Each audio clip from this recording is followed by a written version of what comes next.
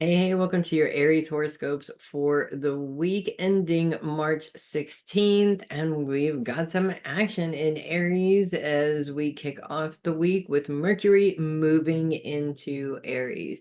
And as Mercury moves into Aries, it moves into Aries in a sextile with Pluto, which is actually a very helpful aspect.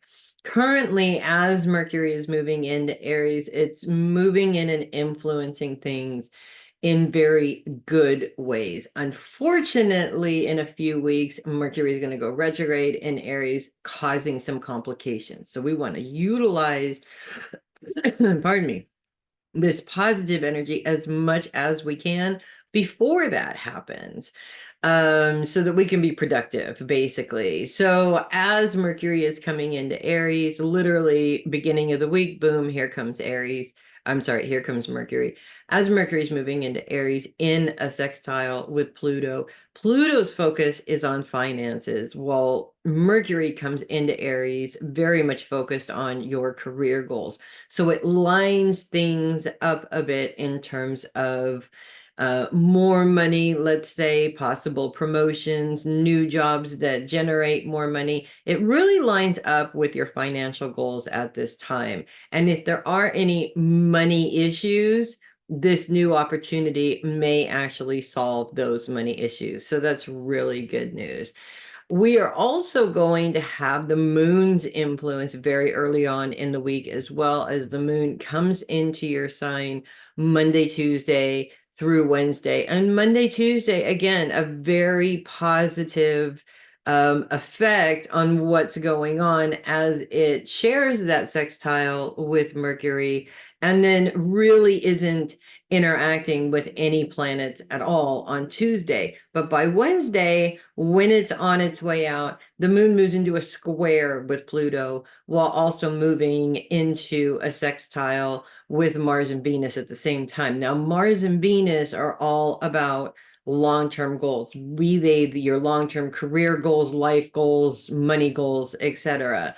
And so this is actually with the moon's focus on your support system, it's showing somebody who's really supportive in terms of helping you understand what those goals are. But the square with Pluto may spark a little bit of fear of maybe they're not quite so supportive about helping you generate those long-term financial goals. Like for instance, maybe the fear is that they're more keen on spending your financial goals and not necessarily helping you grow those goals, if that makes sense.